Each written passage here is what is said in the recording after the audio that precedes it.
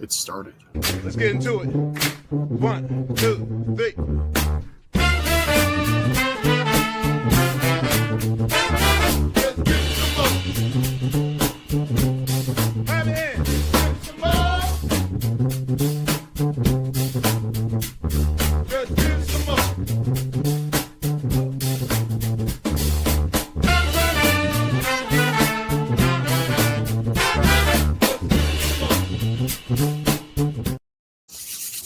Why, hello, and welcome to My Whiskey Den, your favorite public access whiskey review show where craft whiskey is king.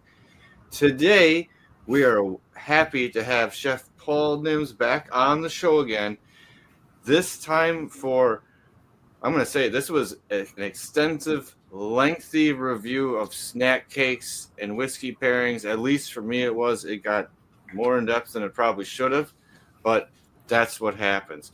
So today, Morgan, thank you. You're filling in for Mitch. Yep. We heard he couldn't even finish his list. It got so in depth there. But good thing he's taking a nap. He does need it from the work he's doing. So thank you once again for filling in for him. I'm intrigued because this is, like I said, it got kind of long, and maybe I got a little too wide in my tastings and trying to figure out what to go with it at one direction. I narrowed it down for the next 3 snack cakes, and it went a little bit better. Okay. So, but before we go any further this evening, or this afternoon for us, Mike, do you want to tell people about the Bar Cart Co-op? Pat, I would love to tell people about the Bar Cart Co-op. I thought you couldn't wait. I'm function it a bit. We are proud members of the Bar Cart Co-op, which is a collection of friends who create content for the whiskey and other distilled spirits public. The Bar Cart Co-op YouTube and Facebook pages have information about upcoming and past special shows, which happen about every quarter.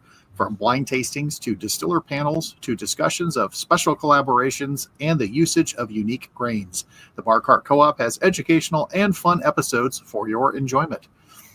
The oldest show in the group is Distillers Talk, hosted by Christy Atkinson and Alan Bishop. It is a conversation with people from distilleries and distillery adjacent that gets into deep and sometimes off the rails and back again discussions with their interviews. New episodes arrive at the end of the work week. And if that's not nerdy enough, please check out One Piece at a Time Distilling Institute, which is the show hosted by Alan Bishop, where he answers any questions about distilling and often puts them to the test. This could be individual grains, entire mash bills, equipment, or methodology. New episodes come out randomly, so subscribe. And then there is Bourbon Turntable, where they mix the love of music with the love of whiskey. They have conversations with musicians, writers, distillery folks, and common folks about music and whiskey. It releases every Wednesday on all your platforms, including YouTube. They are currently going through a best of for the next couple of months. Be sure and check that out, because he also brought up one best of, because our friend Mr. Alan Bishop celebrated a birthday last week, as did Mr. Kevin Rose. So there's an episode celebrating Alan that he re-released up there. Then we have If You Have Ghosts, You Have Everything, which is a show about the spirits and paranormal among us, as well as the unexplained and the spiritual. Subscribe on Spotify to get the 4 previous seasons and the 5th season in progress. And last but certainly not least is Whiskey in My Ring podcast, where David Levine talks with people that he finds interesting. They are the unknown and the known, and David likes to get into the weeds with his guests. David also takes really good notes. David has really good award show, and David does all the things that we don't do. That's why he's there. That's why he's David. All right. Like I said, we were lucky enough to have Chef Paul back from the Duck Goose food truck, but I know you're doing other things now, because obviously I think food trucks where you're at would be a risky business to be outside. Yeah. It's a little hard to do in 22 below weather. I mean, you can do it, but it's going to be rough. We actually just did a beer pairing at a local brewery here and had to walk outside through 13-degree weather and then back into the brewery to serve the food, and it was an adventure. Oh, so it's pretty fun. Yeah, did that on Valentine's Day. So that's what I do with my wife now. That's right. Happy Valentine's Day, hon. Yes, we're working. I love you. That's the beer. You made everyone else's life pretty happy that day. So I try. all right. So we talked about this before, and we went into what whiskey would you pair with snack cakes, almost as a joke, but it became real. It's a real It's episode. not a joke, sir. Well, it's half a joke it's a joke to the real world. I know it was real for us from the Yeah. beginning, but It's a joke when you do 10 of them at once. No. So we picked 5, I think 5, almost 6. I don't know. There was about 5 different snack cakes that we thought were kind of classic standards. Now, there's obviously arguments to that because the snack cake world is vast. But the first one we picked was the Twinkie. I don't think you can argue that in the snack cake world. I think that is a very standard release. It survives atomic blasts and other such things. So we were having a discussion before. The Twinkies today, and sorry Twinkie people, they don't taste like the Twinkies of old. There seems to be something. Not the same since Twinkie the Kid left. Yeah. Oh. I used to have a Twinkie the Kid t-shirt. I used to have one. I think everybody did.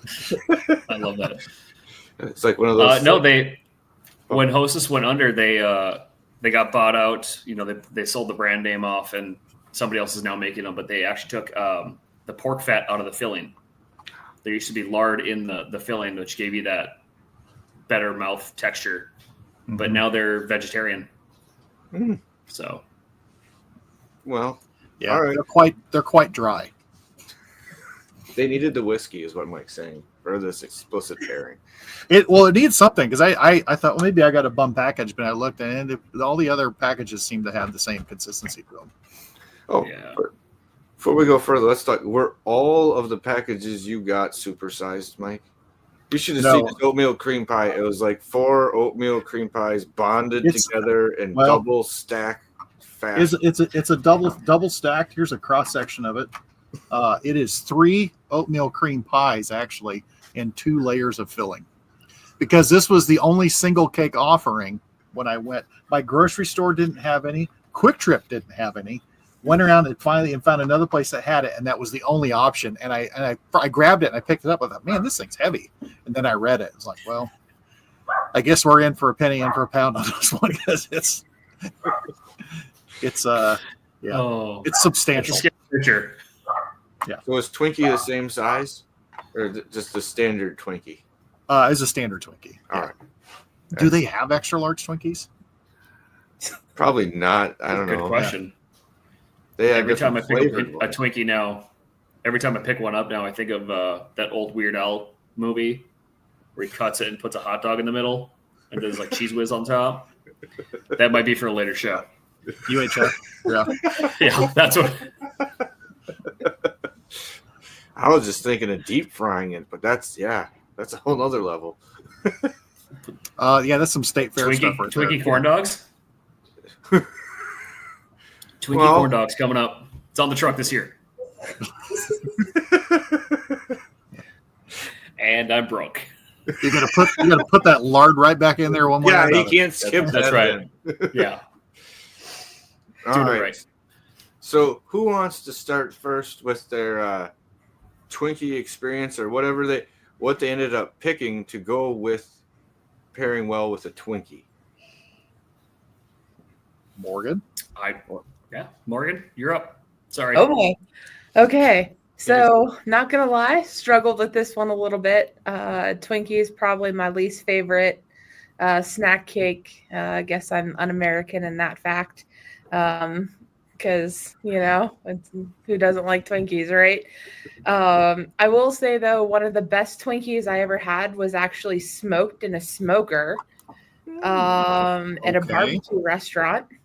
So I kind of went down that path. It was kind of like, okay, I know this isn't a smoked Twinkie, but was trying to think.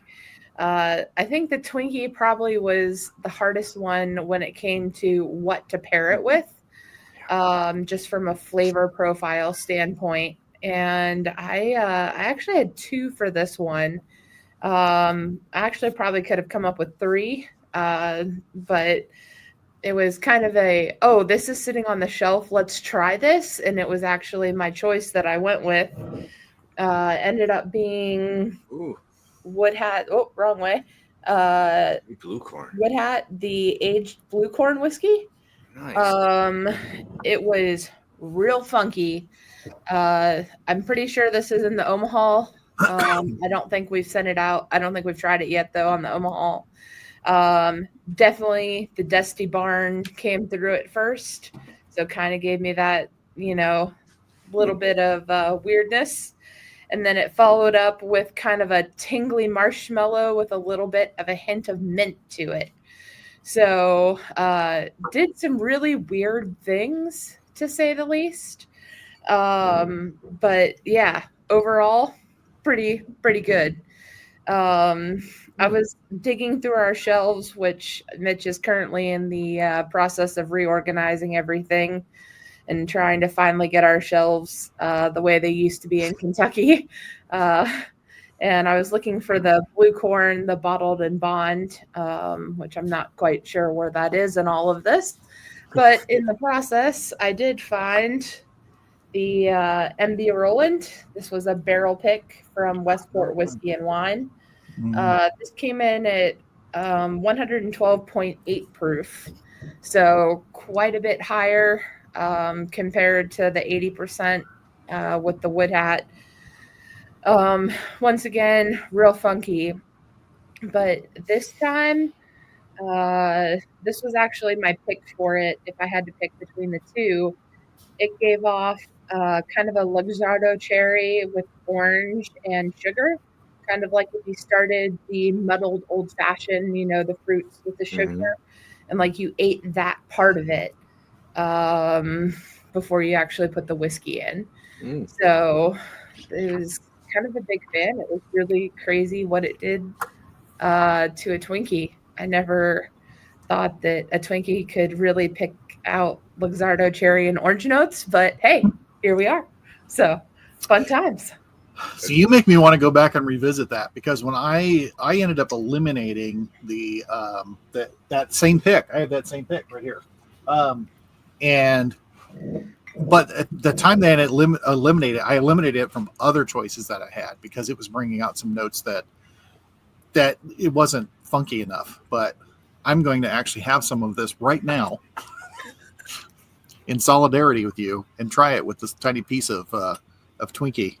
Yeah, it does good things. I'll also go in solidarity because why not, right? I mean, when you brought up the Mitch ain't here. For me, it was one of the more difficult ones to pair with.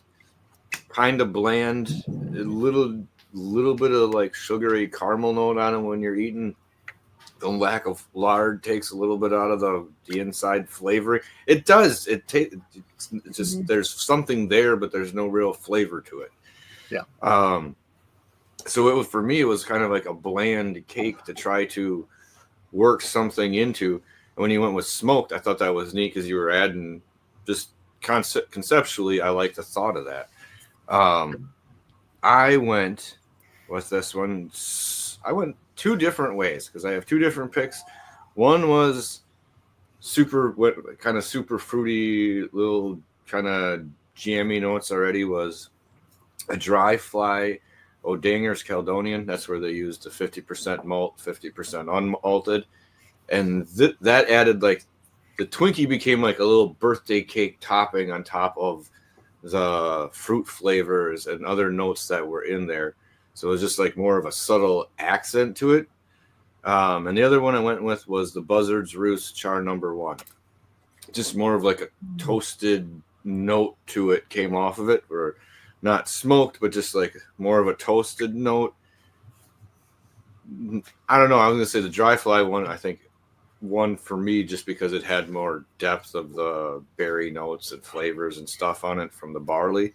But I'm like the Buzzard's Roost did have that little toasted light note to it because it's only a char one, and it brought, I guess, almost like a little bit of a light birthday cake topping to it for me.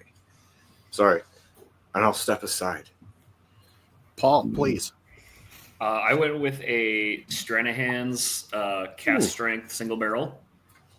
I just leaned into the vanilla cream and that just hard into it with the vanilla cake and obviously the cream in the middle, but a little higher proof and just, leaned into it. Light pear, maybe a hint of peach in there if you're really, really looking for it, but it's just straight up American single malt, and it's first thing that came to mind, and I tried a few other things, but that's really what stuck out the most. So it's pretty, I mean, I was just going to use straight bacon fat, but it's try to get that pork fat back into it.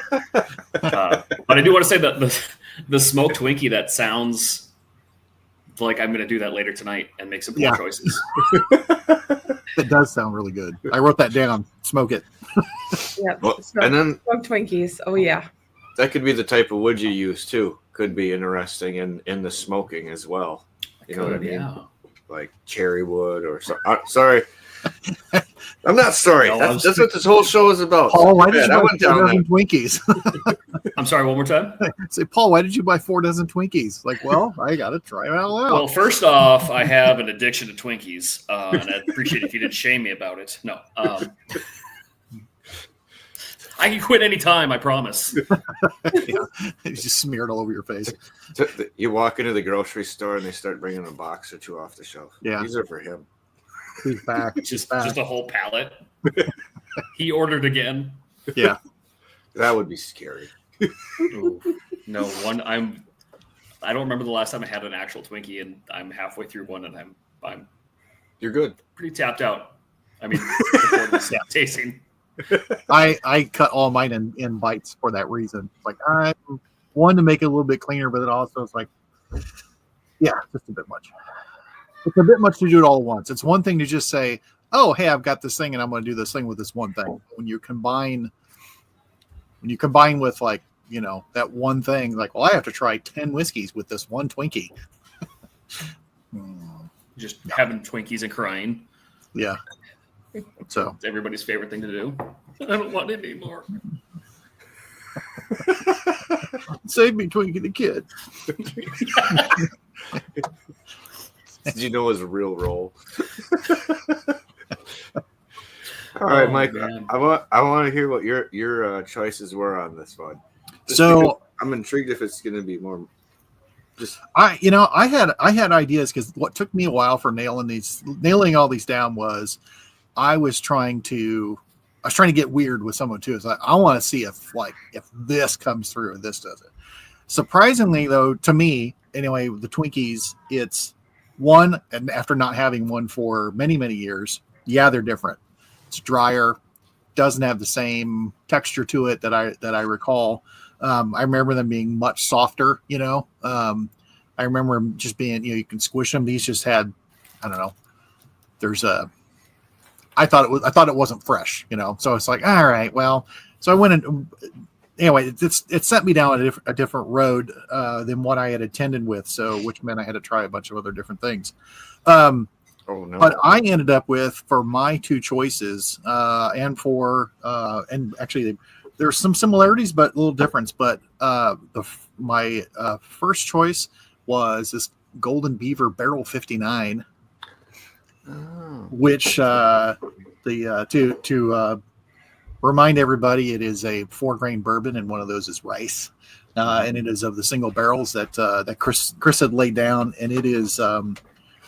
As one always said, if you gave it to people in a blind, especially bourbon bros, they'd go, which Kentucky bourbon is this? Try to figure it out. It's like, well, you're way off on many, many respects. And also they would think that it is much older than its, what is it? About 24, 28 months old. Yeah. So it's in, beautiful color. So it's had a lot of interaction with the wood, but that added, it brought oakiness out of this whiskey. that normally isn't there, and it added that in the pairing, and also added some more caramel and some spice to it. So it livened up the Twinkie quite a bit. The second one, which this whiskey hits notes for me, hits fat kid notes all the time, but it was Glens Creek OCD number 5, which has that wonderful butteriness to it. Glens Creek, it brought out spice and then butter, and then it would always, I get like this aftertaste of having something caramelized. And it was the weirdest thing, but I loved it. It was almost like you had put the Twinkie in a pan. So I have no regrets. That was one of the ones I thought I didn't have with that one, but I thought would actually may have done well with it, because I usually get some berry or jammy notes on that as well off of OCD number 5, and I thought that might just layer in as like a filling for it. Yeah. But I thought it might be too bold as well too. But then what the hell did I pick? Something bold and overlapped it. So and just FYI, as I'm sipping mine for each of the category, because that's my intent, I'm going to pour what's left and do a blend of all my samples at the end. So just saying, not trying to enable. Say I might have to join you in that one, but you're talking about the butteriness there. Now I'm thinking about taking smoked Twinkies and then putting them in a pan and then basting them with brown butter. Oh yeah, and then little scoop. Sorry, I'm going off the rails immediately because it sounds so terribly good. Yes, Twinkie on a stick. You dunk it in the butter and then you pull it out. Yeah, smoke the butter first. A little chocolate drizzle, caramel drizzle. I mean, let's go. Shizzle. Yeah. I just feel a state fair appearance. That's all I'm. That's what I'm hearing right now. If I could keep up at the state fair, I would definitely. But our truck is small. I couldn't imagine trying to keep up on that level. I mean, we'd go up to the Iowa State Fair, the biggest and best. But we went there one year. My sister stood in line and got the deep fried butter. What the fuck? You guys are fucked. A stick of butter on a stick and deep fried. No, that's fucked up. That's not right. I had a bite of it, and it was so rich and just savory, but I could not imagine taking a second bite of it. Okay. It's one of those things that so good. It's shock value at that point. Yeah. You're going for like, oh, what else could we? I've seen deep fried ranch, spaghetti meatballs on a stick. Yep. Where spaghetti's on the inside of the meatball. That's kind of cool. Yeah, that's weird and interesting. That I can see. At least you can walk around with it, sort of. Yeah, I don't know. Little paper boat and a little sauce on there, and just. Well, it's better than the other way. I mean, you have the butter on a stick. You ain't walking around with that because you're not walking much after you have that. They actually serve that at the medical tent. Yeah. If you bite into that, like on a stick, does the butter just run straight down your arm? Like it burns? Yeah, because it's so soaked into it. So the batter itself is just chewy. It was just chewy and yeah. Again, one bite, it was like, oh yeah, but no. That was it. I like the but no. No. All right. Paul, do you want to lead us in the snack cake number 2 then? Yeah, I can definitely do that. So number 2 is the zebra cake, unless you have the zebra roll, if you guys are, crazy people, but that's fine. I'm not judging. I'm totally judging. There's a difference, Paul. It doesn't taste the same. It's like the neck pour, don't you know? Respect the juice, man.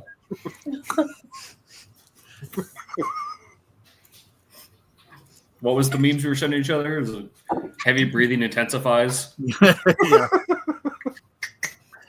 Oh. Anyway. So the cake is a lot lighter.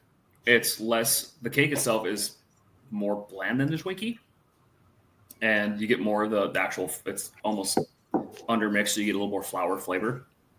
It is generally saved by the thin white chocolate and chocolate on the outside, and the cream. So with that, I mean the grain flavor of the flour and stuff like that, I went with something really grainy. I went with Far North, their Hazlitt Bottled and Bond single barrel or single variety rye. Yeah, I know, right? Pass this over there. Damn it, I don't have it, but I can only imagine. Is what 10 miles from you? It's like an hour and a half. Yeah. You know, whatever. Who's counting? Fun fact about this, actually, Mike gave me this bottle, which I'm hoarding because, you know, sentimental value and whatnot. But went over the top grain with it, and it cuts through all the richness of the fat of the chocolate and the cream in there, and just explodes this amazing fruit bomb. It really brings out the spiciness of the rye, which is just, I'm like drooling talking about it right now. Sorry. But yeah, it's just super, super fun to do. This one is probably one of my favorites next to the fruit pie, which we'll get to later. This one for me was like the second, like kind of toughest because I didn't think it had that, but I like what you went with. I was intrigued if someone went with the rye on this, because this is where I went with something Mike just mentioned. It was OCD number 5, where it was bold enough to have the bourbon flavor and stuff on there and a little bit on the outside. But the other one I actually had on here as well was the Iron Root. I'm going to say it wrong. Tokai barrel. Yeah. Because that one was so crazy barrelly, really interesting notes in this.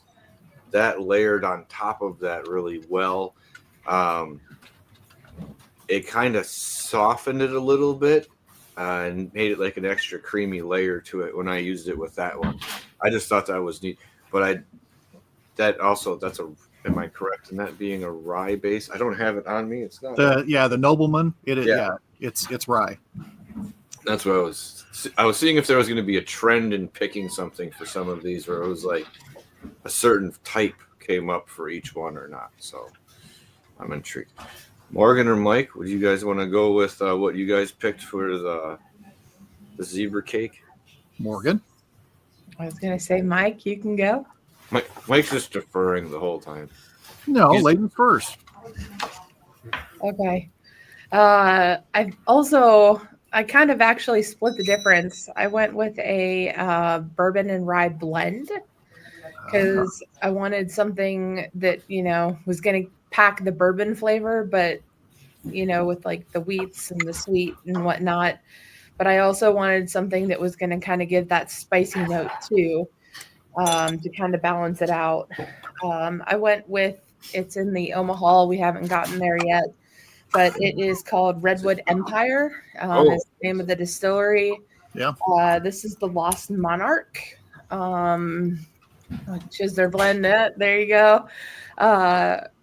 By itself, it's really good. With the zebra cake, it's kind of like a cake pop, but if you shoved a maraschino cherry in the middle and then just took the cake without the icing, wrapped it around it, and then dunked it in chocolate with a little bit of the chocolate drizzle. So pulled quite a bit of cherry, but you also got like the spices. So it's kind of almost like a traditional like king cake, it kind of in a way, only with like chocolate on it. So really, really complex flavors with what it did. But I literally wrote heaven in my notes because this probably was my favorite combination, which makes sense because it's my favorite snack cake. So, yeah. What's I'm like the cherry what you described sounds absolutely delicious. Yeah, that sounds like I need 60 of them right now. Is there a way can you load them like into a paintball gun and just shoot them into my mouth? That cherry covered cake pop for it, and just. I have a friend that makes really good cake pops, so I'm sure she could help with this assignment as well. Perfect. It's gonna be the next viral video on YouTube. Local chef chokes to death on cake pop. Instead of shooting them, can we do like catapult, trying to flip them over the table into you? Yeah. As long as it gets in the mouth hole, you can do whatever you want. I don't care. I feel like we want to be fancy though, and just do like a trebuchet. Okay, well then that's like 2 tables away. You're going. I mean, it'll be fun for me to try and like catch it from like a football field away. Just where's it at? Take one to the face and go down. Yeah, it'd be great. It's good times. Yeah, good old-fashioned family fun. Mike, what did you end up picking? Okay, so I did do both zebra cakes and zebra rolls, but in the tasting made no difference. Is your part of the country the only place that gets both? Because I feel like I've never seen a zebra roll in my life. Really? We get zebra rolls up in Minnesota. Yeah, see, the zebra roll, talk about it.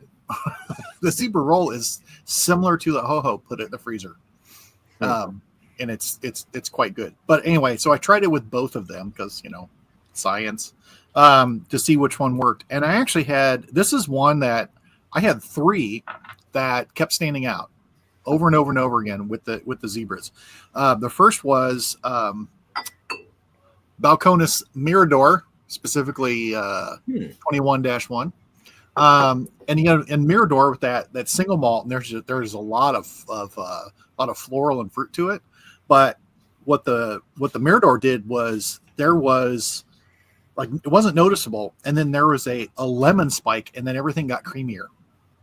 And it was fun, and it kept doing that. It's like, oh, I like this because instead of it just being sugar, you had just that nice citrus that came through on there, and it was great. And there's a pattern developing on these 3, which was not on purpose.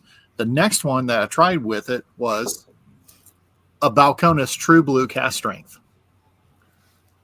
And this one was very interesting. And one note that you said, Paul, that was very similar to what this did.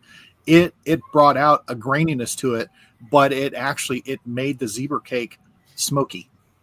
And just from that blue corn, because it wasn't this blue corn, there's not a funk to it. I mean, it's a different flavor and it's strong. And this being cast strength, it's like, what is this? 66%, 66.9%. So, and that proof wasn't an issue either, but it just really, it brought out the smokiness that was really fun. And then this is one I kept trying to pair with everything because I had to. So Brimstone and the zebra cake, really all it did was it didn't do anything to the zebra cake, but what it did to the Brimstone is it made the Brimstone sweet, almost like you had a sugary barbecue sauce and you're having that right next to the smoker. That sounds amazing. It was good. I mean, the Brimstone was fun because I thought, oh, this is going to mess stuff up. And I was trying some crazy Pete stuff also. Okay, well, that's just where I was going to go. I'm like, how badly did you trash your palate from time to time going down? Like, well, that's one of the reasons it took a while. But actually, if you sit down, and especially like last night when I was going back through everything, all the sugar destroys Brimstone. So it removes it. Now, I would much rather have natural spirits to kill it because it's not sugary and I don't feel like hell. But if you needed a palate cleanser after having Brimstone, go to the nearest convenience store and stock up. That's interesting because I didn't know if it was going to be along that line of the sugary note that maybe what pulls it around. So. Yeah, it was weird. Like it wasn't, the whiskey didn't do anything at all to the cakes in the case of Brimstone, but what the cake did to the Brimstone, and I thought that was fun. Fun way to look. It's a really fun way to look at things. All right. Huh. That's all right. Now there's still 3 left, and these I'm going to say I know I've had a little bit more than the others. Are we going oatmeal cream pie next? We Yes, are. sir. All right. You say that with sadness. Okay. Well, I don't know. Oatmeal is not this. It's for me. I ate them somewhat as a child, but this is not one of the ones that I would grab a lot. But knowing its overall popularity, I have to agree should have been on the list. There is. It's just Show us on the bottle where the oatmeal hurt you, Patrick. right here.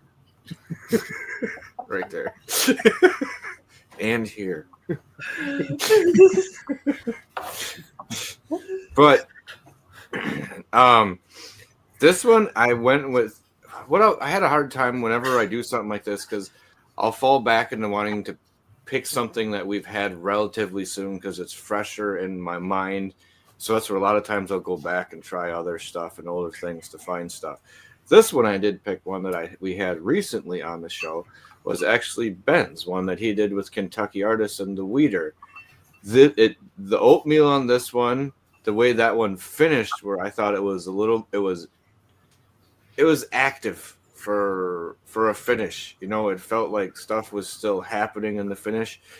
The oatmeal brought out of similar notes, but enhanced them, but made the finish a lot more fun in my mind. It gave it a little bit more depth with the oatmeal note, and it added just a frosting. So it tamed a little bit of the excitement, but it gave it a lot more depth to what was there, what was already pretty interesting. So that was the one I came up with because I went back and forth with some other ones, but that one, like I said, it had a lively back end to it, and this brought it down a little bit, but when it got there, it torqued up some flavors.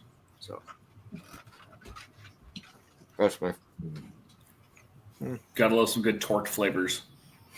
I miss my mom's oatmeal cookies. See, that's what I have a problem when I go into this one is I'm missing texturally a little more oatmeal my mom had, where you felt a little bit more of the grains. But I thought that it was a really neat pairing. So I like that one of the ones I had. So I defer to all three of you. There. Morgan? Not it. Wow.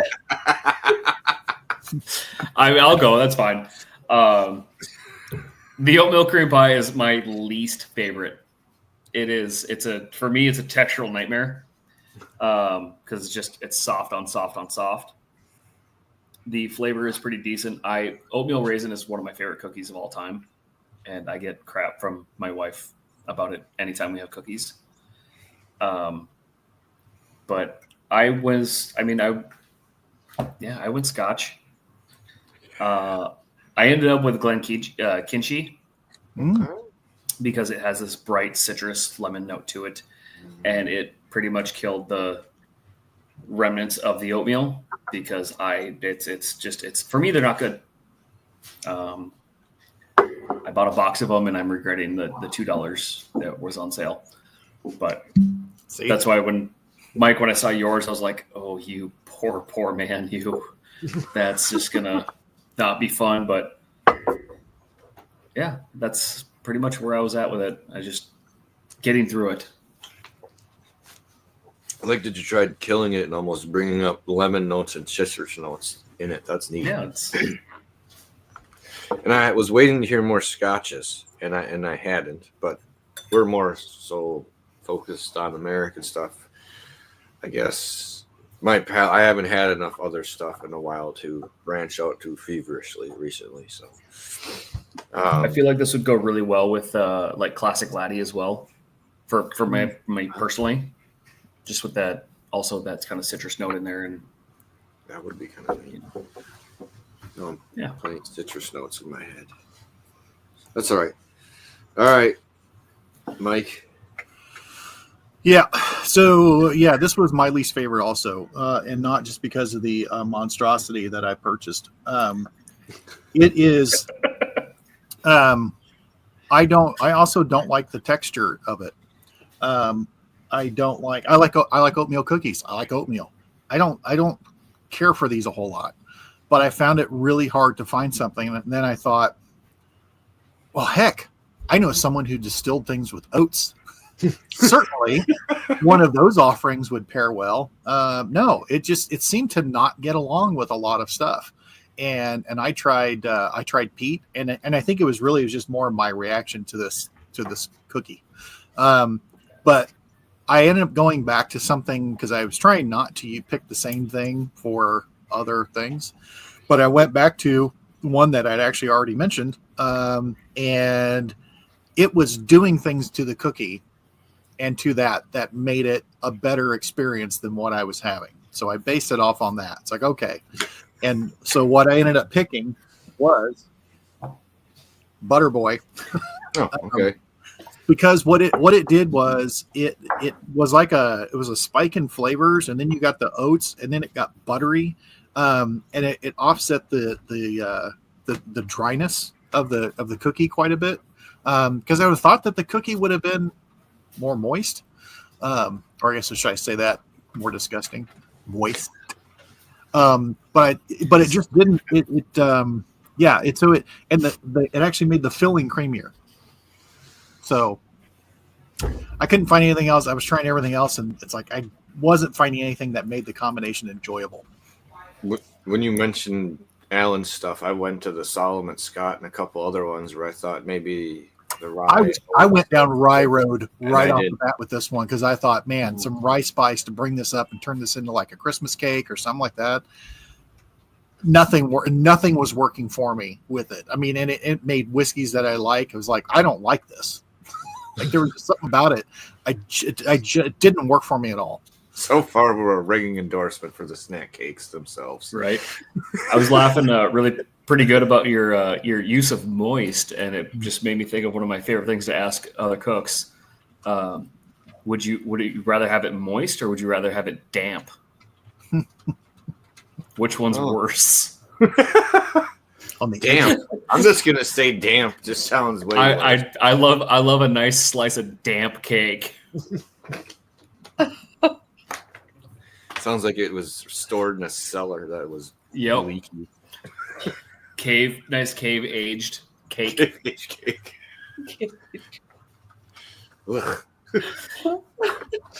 Oh. Excuse me. Sorry about that. Stop that. That's an interesting way to put that. Just so if anybody's ever like, ooh, the word moist is gross, I'm like, well, how about this? Let's think it this way. The inflictions of them just change your whole mind of what's happening to what you're eating. The preconception going in. Yeah. So, forgive me, Morgan. Did you go on this one? I have not yet. Okay, because I was just trying to make sure. Now we're getting to 3, and I've had a few drinks, and I'm trying to keep my numbers down, but I'm not using a notepad today. So you're good. So I agree. This one was kind of hard to pair as well. My first thought was something malty, to kind of accompany malt, like an American single malt. Nope, didn't do it. Tried just a regular bourbon. Nope, didn't do it. So I actually went in the ryes, but I went with a very weird rye. This is also in the Omaha that we have not had yet. So sorry, some spoiler alerts in this episode. This is called Same Old Moses. It is a rye whiskey that is double barreled and finished in Amarone barrels. Oh, really? Fancy. It is literally like, oh shit. It is very dark, like very, very dark. It does amazing things to the oatmeal cream pie. I wanted, with the rye, I'm curious what the mash bill is on the rye, to be honest, because it's definitely a high % rye, judging by the spiciness. But rather than getting the black pepper, it's more of a white pepper. It's a little bit of a softer spice. Also get some like herbal notes to it, some sage and stuff like that, which is cool. But the really weird thing, and Mike, you had pointed this out as well, this made it really creamy, the center filling, rather than being like a powdered sugar, confectionery sugar tasting, it actually made it more of almost like a custard tasting center. So it did great things for the oatmeal cream pie. Send a recommendation to their distillery. Here, try it with this. Yes. Do it in your tasting room. It's the savior of oatmeal cream pies. Yes.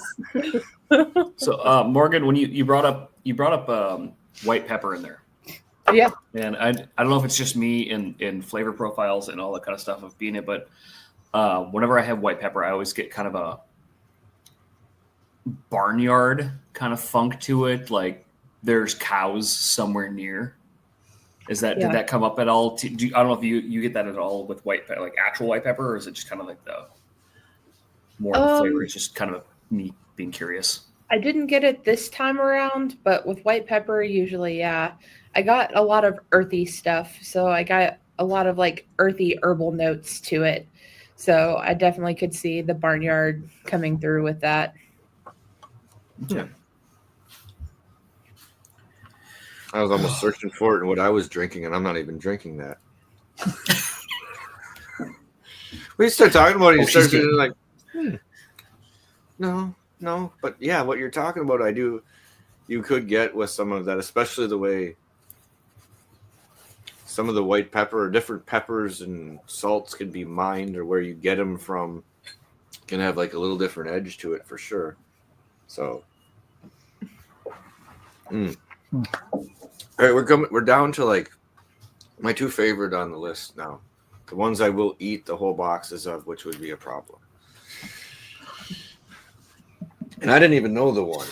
I think the next one are we gonna do the fruit pies next? Or are we I thought we were doing Swiss rolls. Oh, Swiss rolls. Either one. I'm still gonna eat the whole box of them. The standard Swiss cake roll. As Mike would say, also good frozen. Very good frozen. Pause. Give the endorsement for what you would do with a frozen Swiss cake roll that we talked about before the show. Works with ho-hos as well. One, totally frozen. Eat them, it's fine. Otherwise, slice them into thin slices. Freeze those. Put that at the bottom of the cup. Put a scoop of ice cream on top of it. That's how you start. Now, does the ice cream matter? I mean, I have to say that probably the best is just a really good rich vanilla. But we had done it with chocolate in the past, but really good vanilla is the best. Right. Sorry, couldn't pass. Now, that having said that, and I also would really like to try it with a good strawberry. Oh, yeah, I could see that. I mean, we just got past Valentine's Day. Those were the clearance cakes, but we didn't agree upon those, so I couldn't get them. When you talk about that, like frozen with that, my mind goes to like Ben and Jerry's Chunky Monkey. Get the banana and the chocolate, the nuts in there, and like. See, yeah, it might be too much, but I don't think it would be. See, we always just did it simple. It's like, all right, let's take this so we can we get our ho-ho treat, and we get, and it was controlled and didn't go crazy with the flavors or whatever, but it was just really nice and simple. But there was that little treat waiting for you at the bottom. Almost, also like if you had like a plain old vanilla and you put some M&Ms in it. I almost saw it like the bottom of a banana split boat when you were mentioning bananas, like then a small layer of ice cream and then another row of them. Yeah. Ice cream. Sorry, I didn't mean to take us down that road, but that's what happened before too, so too bad. Just an insane ice cream sandwich. Mm-hmm. Okay. A ho-ho ice cream sandwich. And I don't really like ice cream sandwiches. I think that would break down easier with, ice cream sandwich is one of the best things ever. Okay, well then the feelings on a Choco Taco. Take the ho-ho / Swiss roll, okay? Smash it into a ice cream sandwich outer cake patty, and then put the ice cream in between that. Because there's no way you could take a standard Swiss cake or ho-ho and put ice cream in the middle of that. You just can't do it. But if you were to smash that and press that down into more of like a wafer, and then have the ice cream in there. I'm not going to do it. Oh.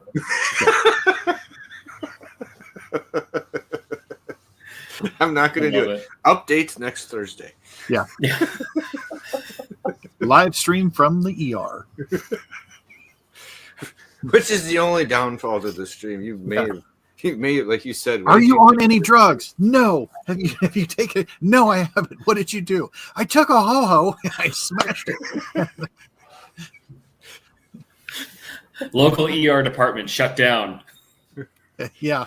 They all had to try it. That's what I was gonna say. I'm Wait, like, I want to Farm, try yeah, it too. Like, do you think it works? Oh, I'm like, man. it was delicious.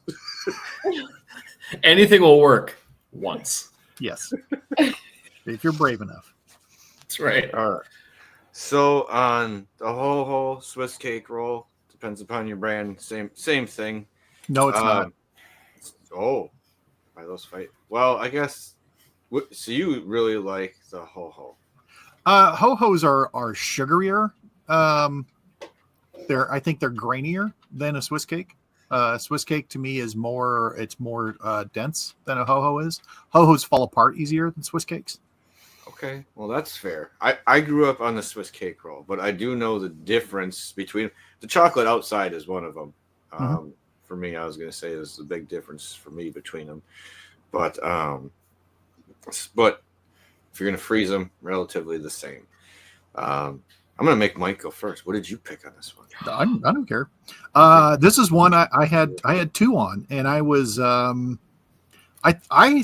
I really thought that I was going to go down Pete Road with this. I really truly did, and then I thought I would get into some very spicy rye or something high proof, but two that I went back to, and you actually had mentioned this, Pat, was one of them. The Kentucky Artisan Wheated.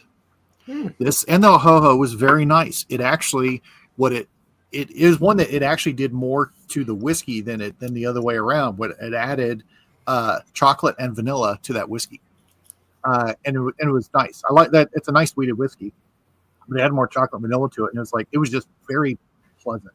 And then the other one, which I thought this certainly would have to pair with something, given what it is, because it is a spirit distilled from grain and cane.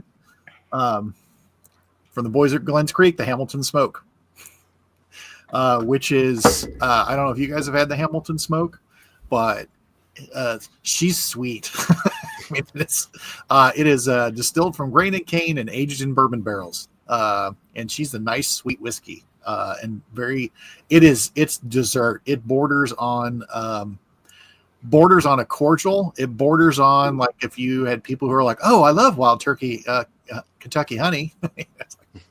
Well, and guess what? But this, it added chocolate to the Hamilton Smoke, which was not a bad thing. It just it was a dessert drink. It's a dessert drink anyway. It added just more dessert to it. So basically what I'm saying is I put sugar on sugar. Nothing wrong with that. No. Can't disagree with that. No regrets.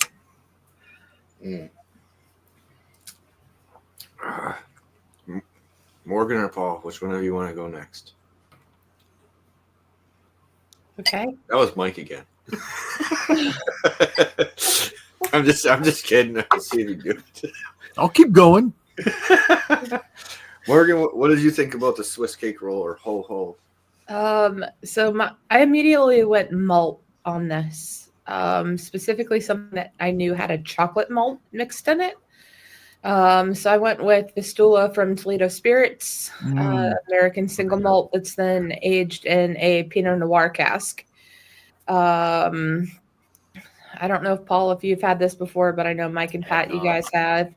The chocolate malt actually kind of pivoted the fake chocolate flavor in it to more of a rich hot chocolate flavor. And that was really delicious. And then the Pinot Noir finish actually brightened it up so it wasn't as sweet. I really enjoyed that. So kind of got my wheels spinning and I was like, okay, hold that thought.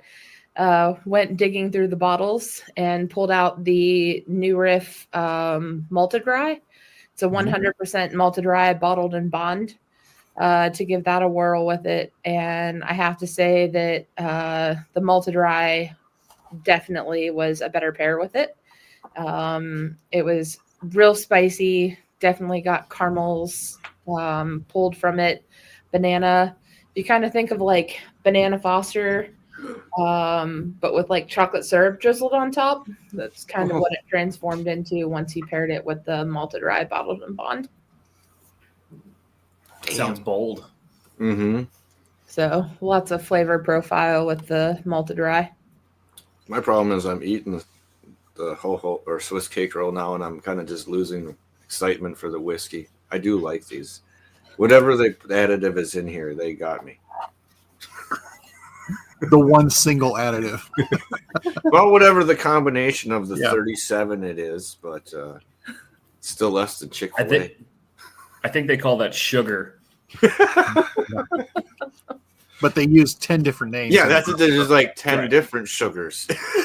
It's the high fructose.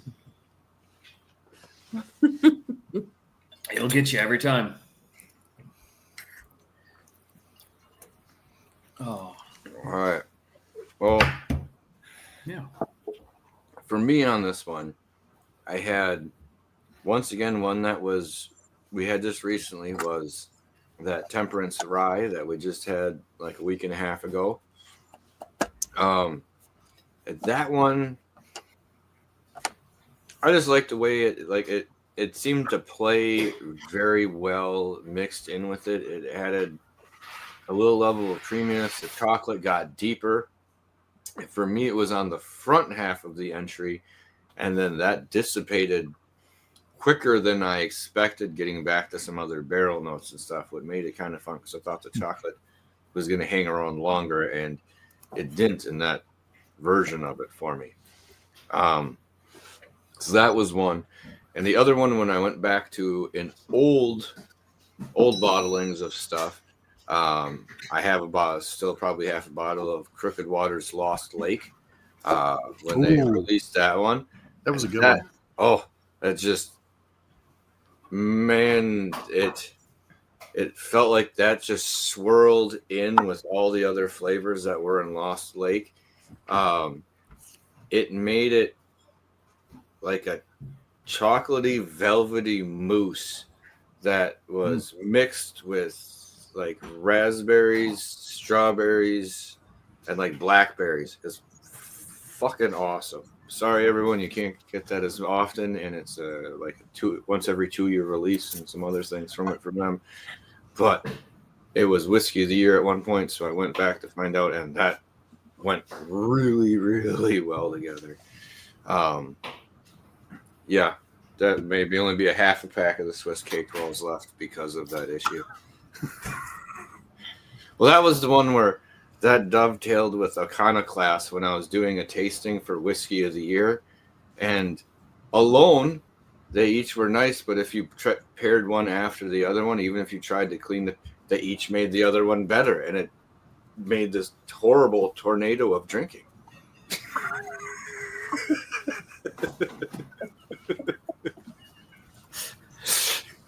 That's a scary storm right there. What is it? It was delicious. Give me this one. Oh, damn, that's really delicious. Damn it, that one's shit. Oh, I love it. Yeah, you start swirling, you start getting drunk, in all honesty, because I'm not always a spit person when I'm drinking. That's just, I try to limit myself to maybe stopping before I get to needing to spit and stuff and tastings or comparings and stuff. But yeah, that was a night where I came upstairs and Sherry Eswell was up and I'm having a hot flash. Sitting on the couch, I'm like, I'm starting to sweat. I'm gonna take the sweater off. Are you okay? Going through the change, hon. Going through the changes. It's got me.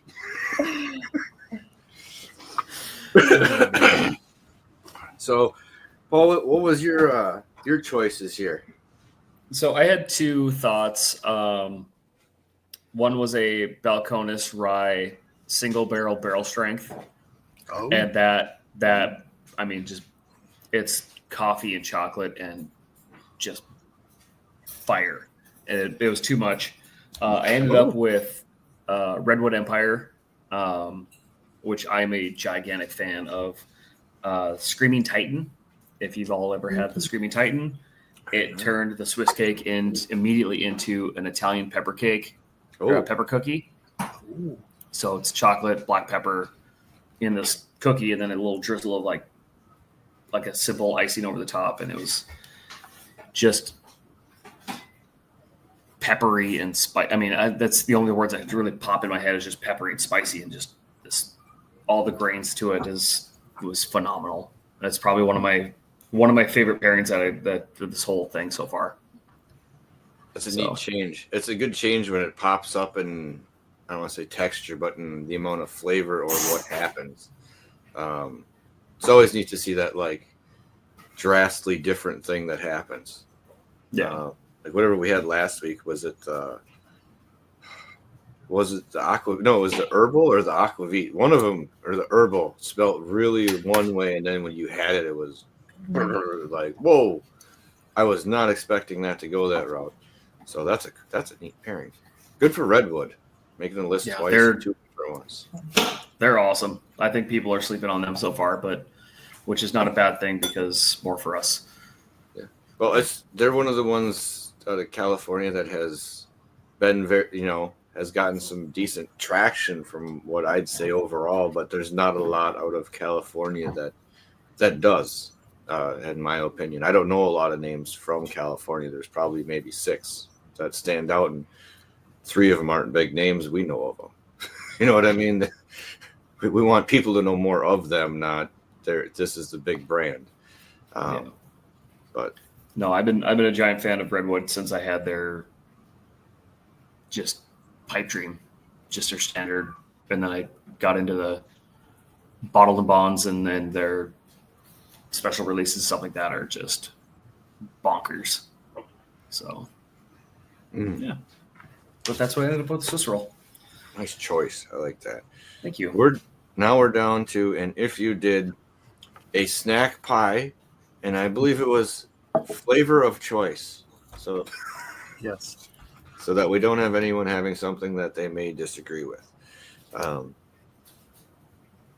Which, hey, it's a big deal. If you put the wrong pie with people and you've made me try to compare a coconut cream pie with things, I'll just leave the table. This isn't going to go well. I'm just not going to have good comments all night. So on this, I had a different brand. What is it? Nimens? It was a new brand. I haven't really looked at this. These were actually very good. They had an apple and cherry. One was cherry. These are just small little ones, but I was actually pretty happy with what I was getting. The filling wasn't as blatantly fake sugar syrup, if I could say that. It tasted a little more closer to reality. Rather than, I don't know, sometimes when you got that, it was just such a thick, like, jelly on the inside that was, I don't know, it didn't taste anything like real jelly. So, though mass-produced, still a little bit better than the ones I had as a kid. This, I went in 2 directions. Since I'm already rambling, I'm just going to knock my 2 out of here right at the top. I went back to an old favorite with this because it played really well, and yes, it made sense. I went to Rua single malt because the layering of the cherry and the pastry notes in there did remind me of a cherry bear claw. A little sugary, more sugar than what I remember or what I was hoping for with it. But overall, it was a great pairing. And the other one I wouldn't have thought, but I tried, was I went with the Northern Waters peated, and that it fucking weird. Okay. It was like taking Lagavulin and putting like a cherry mash, putting that into like a cherry mashed baked pie.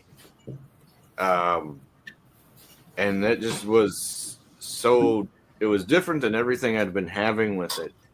And it was one of the ones that screwed with my brain. It just did it there. I looked down and I was doing this and I was still trying to figure out, well, how did this all go together? And that's why I liked it. It screwed with my head as to how that combination got there.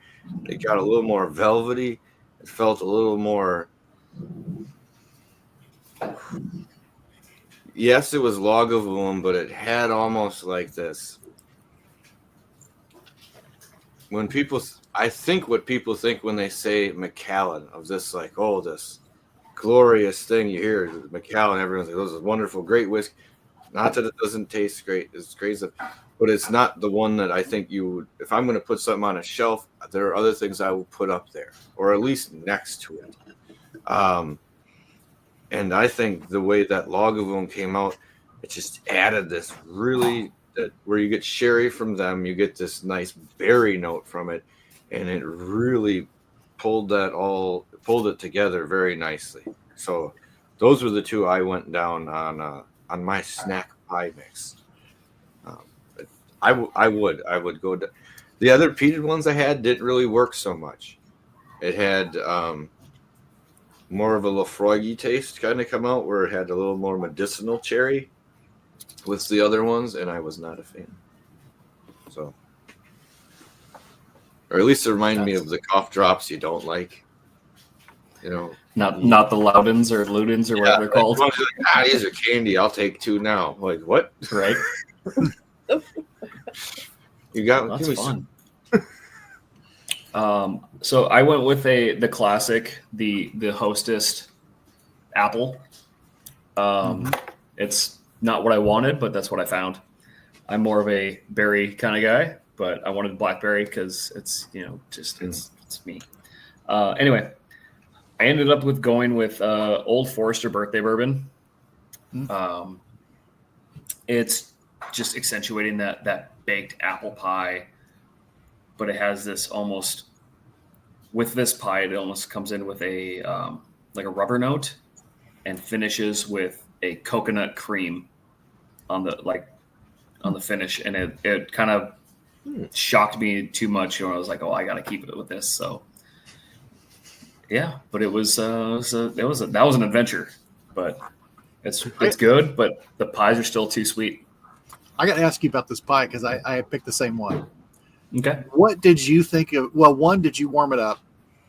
No. Yeah, I didn't either. I was thinking about doing it, but I thought I didn't warm anything else up, and I shouldn't have to. What did you think of the crust on this? So you could build a The house with word it. crust really fits for the crust on this. It's about as thick as the actual Earth crust. Yeah, it is. And then the jelly inside is, I mean, like, yeah, just so much. But yeah, it's got that sugar glaze on top, which is about 3 feet thick. But yeah, the Old Forester just, I mean, it played with it so much, and it just changed from apple to coconut, which was just phenomenal and a lot of fun. That's a cool finish. It was super fun. Yeah. That's a neat ride out. Mike or Morgan?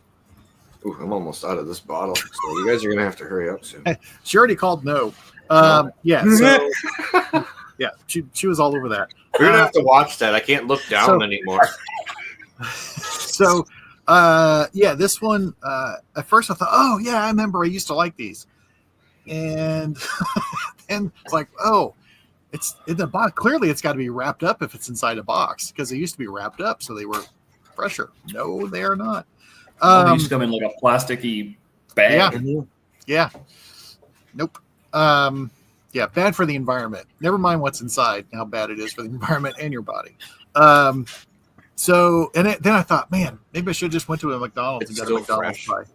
I didn't think about going to McDonald's to get a pie. Yeah. Well, then we can talk about how those degraded too. Well, I'm sure I don't remember the last time I was at a McDonald's. Not to I sound liked snobby, them but I liked them when they came out like burning hot to like melt your face off level. I mean, I Bite think it'd be instantly. fun to, No. You got to wait. That teaches you a lesson. Yeah, but teaches you patience. There's a certain level that Every kid by the age of 6 needs to have a McDonald's pie. Right before Christmas. Feel it. Does it feel hot? Yeah, don't touch it. It's molten lava inside. Are you sure you should take a bite of that? You would think that I would know that, but here I am still eating stuff straight out of the fryer in the truck and still burning my mouth as my wife looks at me like, you're such an idiot. I'll never learn. Anyway. The taste test. Yeah. Yeah, right. You're just trying to see what kind of coating you can get on your fingers. Okay, so yeah, this one, aside from texturally, not a fan. And I actually, there's two choices on this one, and they were surprisingly similar. They're different whiskeys, but they give me two versions of the same thing.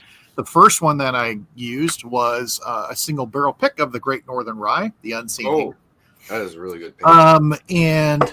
And again, this is another one. I thought I would go another way with the apple, and I was really thinking of going down the Rua road too.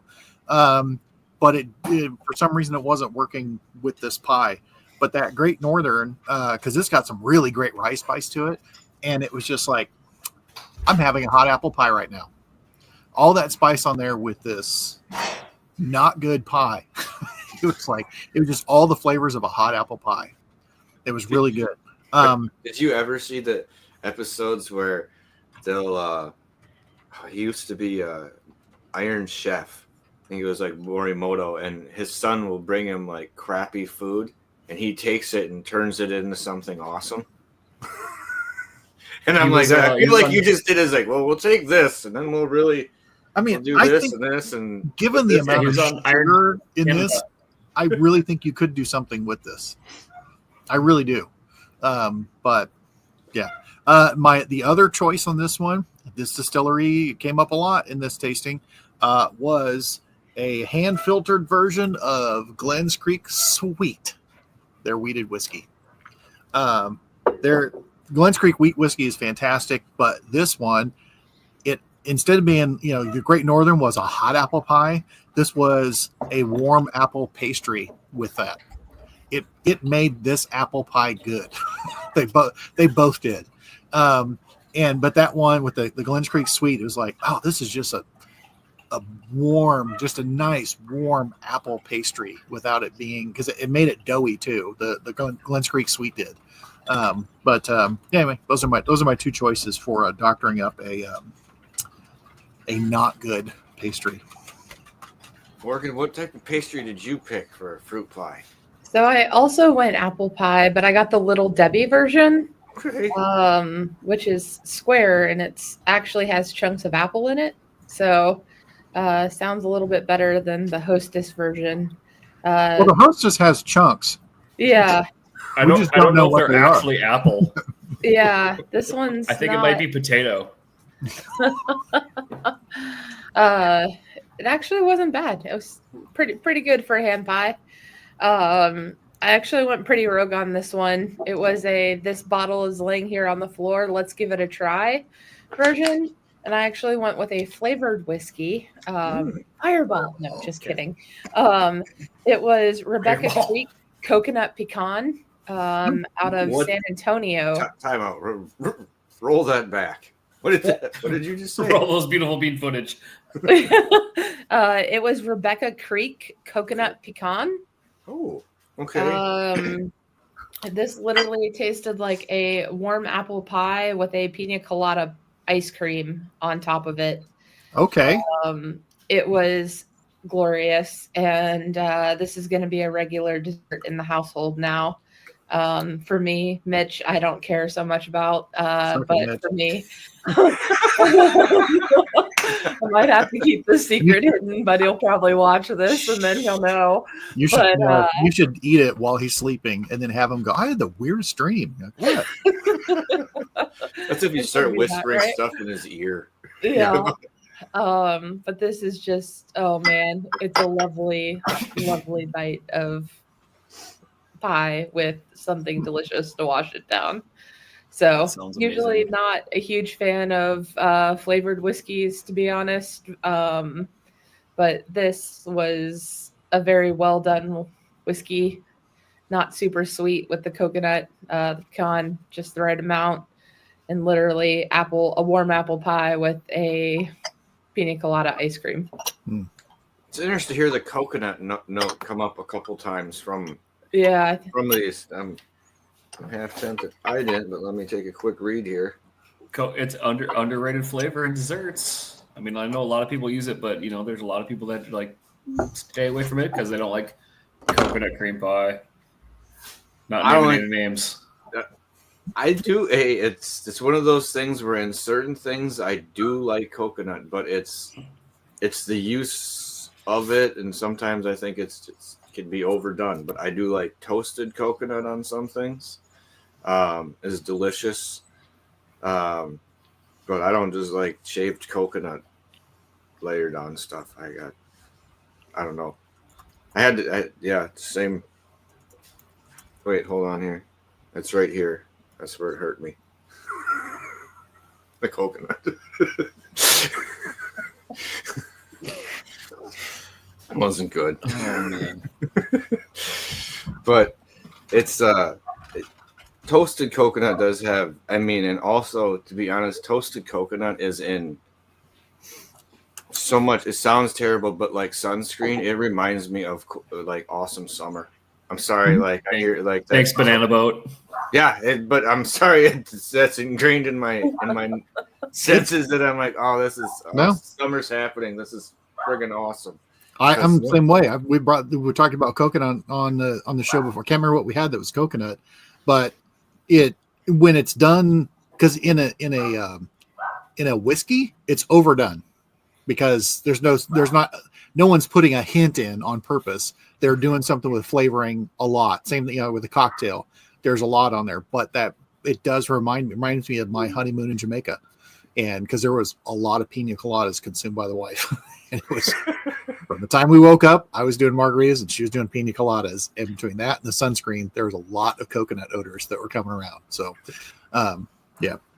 That's really weird because every time I have coconut, I think of your honeymoon as well. That's really strange. Well, you were there. So vividly described to me. Yeah. So I have to say, Morgan, when you said that Mitch wasn't there, I was really hoping that you would pull out one of his dusty wild turkeys and just say, this pairs well with this dusty bottle that Mitch never touches. Only if I pull out the turkey tail one. Yeah. This was delicious. I mixed it with Fireball. Mitch, wake up! You should try the flavor. I put it in a 6-thing blend. Yeah. I put a little ho-ho crumbles back in the turkey to see what it does. Shook it up vigorously. Yeah. The stopper broke, so I used a Twinkie. Is that okay? I can't get the words out. It's got little specks of chocolate instead of gold. I thought you were talking about him, just specks of shock. On next week's My Whiskey Den, Mitch has a seizure. Yeah. Oh. At that point, I just bring me the bottle, please. I'll have the ho-ho and the whiskey. Pull it out like a cork. Well, I've been nosing the blend off and on here, just that way. Okay. Yeah. I've already been sipping on mine, and it's a delight. So here's the thing, though. Since we're blending all our whiskeys, do we blend all our snack cakes? I think it could be suicide at this moment. Yeah. And this is where like the bomb blows up, and it's like, see you next week. Yeah. Okay, hold on. We all lose consciousness. I'm not going to do the snack cakes. Oh, you animal! Uh, This is why I should shut my mouth forever. Don't chew, Pat. Don't chew, Pat. Just shove them all in there. Oh, Keep going. The whole Twinkie, Pat. The whole Twinkie. Mm-mm. Come on. Pretend you're trying to make $20. Something like that. Okay. All right. Damn it.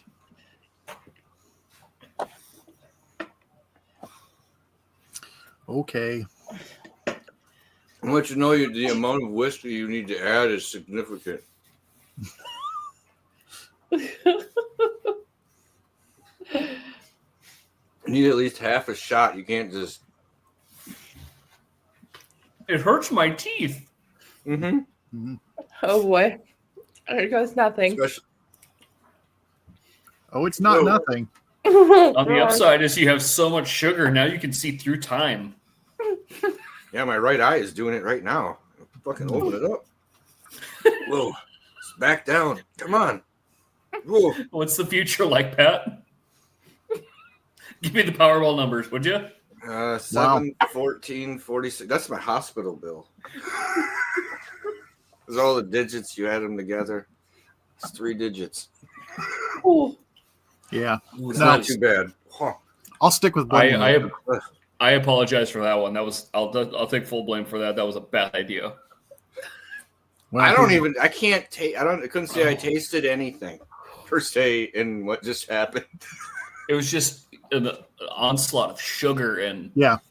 I felt it more than I tasted it. There's like Yeah. like in the chewing it, it's just like it seemed like it was like going after the backside of my teeth.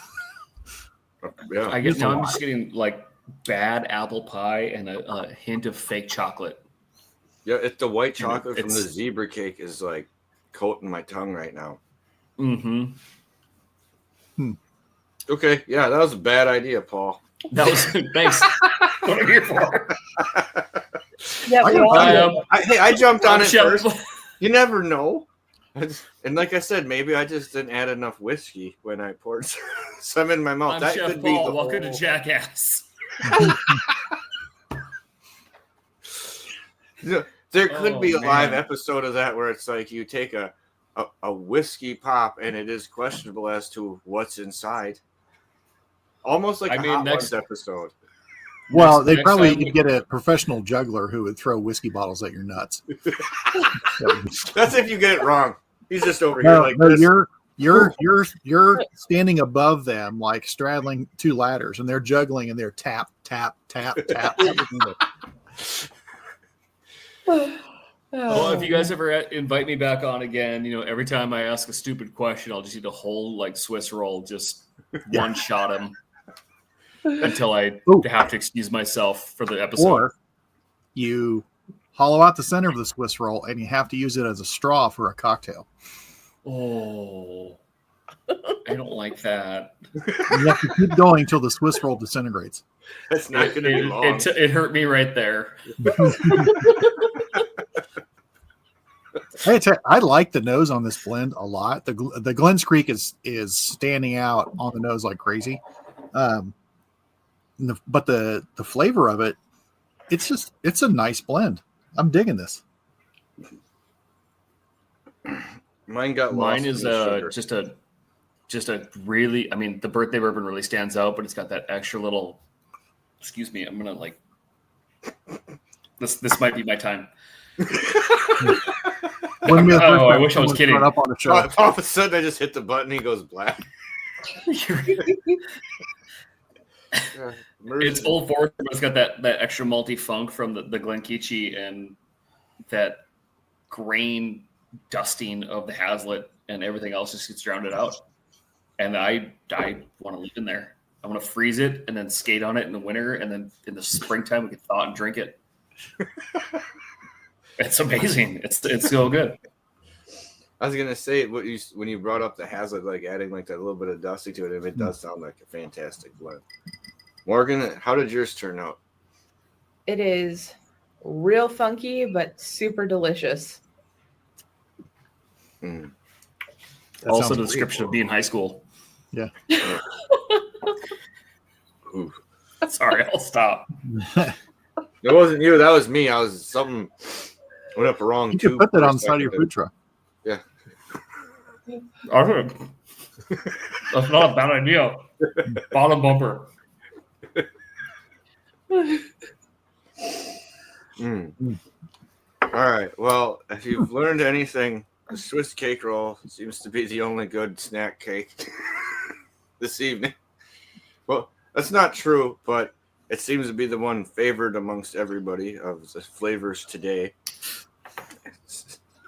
I would say it's the least offensive, or everything. All the other ones had, except for the zebra cakes, they had a texture problem with me. They just. Well, They I can weren't- see that the they weren't thicker quick. on the fruit pie getting a thick crust is irritating. I would say the biggest takeaway. I used a very sharp knife, and I even cut. I used a serrated knife the first time I cut it. It just breaks didn't use it because the crust is so brittle and thick. It just breaks. It just biggest takeaway is don't have Hostess fruit pies. Yeah, like ever again. Yeah. Try these guys. Okay. Yeah, chef.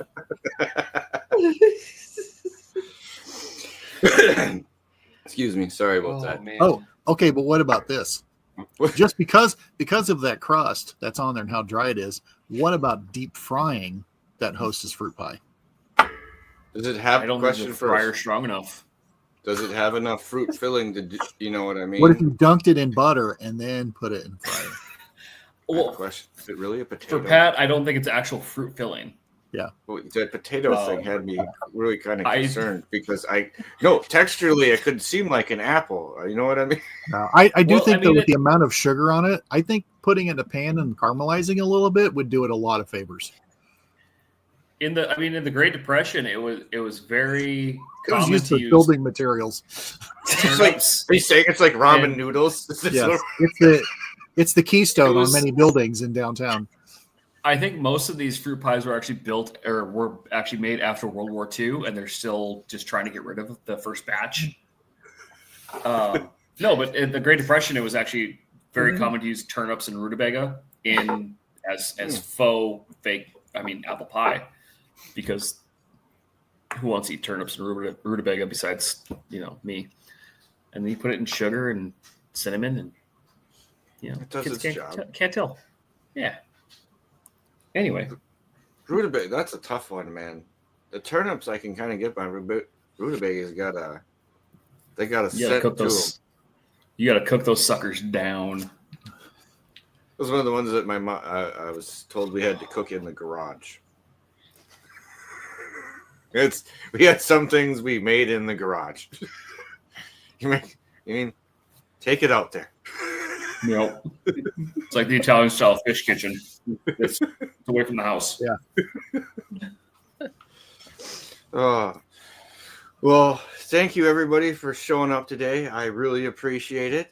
And if you're watching again and tuning in on YouTube, we did record this a day early, but that's to give our livers and kidneys and everything a proper time to break down all the sugar we had today. And because of Paul's schedule. That's true. Sorry. No, not sorry. Heaven forbid you have a job and work. Yes. Damn you. How dare you? I don't actually work. Surprise. I've just been waiting here since the last episode. Just waiting to come back on and just crying myself to sleep at the kitchen table every night. You should let us know beforehand. We'll let you come back on sooner. Wait, I could do that? Yeah. So I have a question, because I do want to have you shout out where people can look you up. But do you guys do a food truck locator? Like say, hey, we're gonna be here, not with an app or anything, but So we do local groups here. So I'm in northern Minnesota, so the Fargo Moorhead area. If anybody is watching that is around, we usually post our schedule on our Facebook page. You can find us on there on Facebook at Duck Duck Goose Food Co. You can find us on our website, duckduckgoosefc at .com. We'll post usually most things there. You can reach us through there, and always happy to do private events, private chef stuff, dinners, tastings, whatever you really want to do, and you can get silly with it and have fun. So I was going to say, you're doing some other interesting, not just with the food truck, you're doing private events and other things now that are exciting, and because it's so cold, it's that way. But at my nephew's wedding, they had a food truck come, was actually the food truck for the meal and everything that everyone got, and it was delicious. Yeah. I have 3 booked for the summer. So how are you guys parked on a daily basis somewhere? So we actually just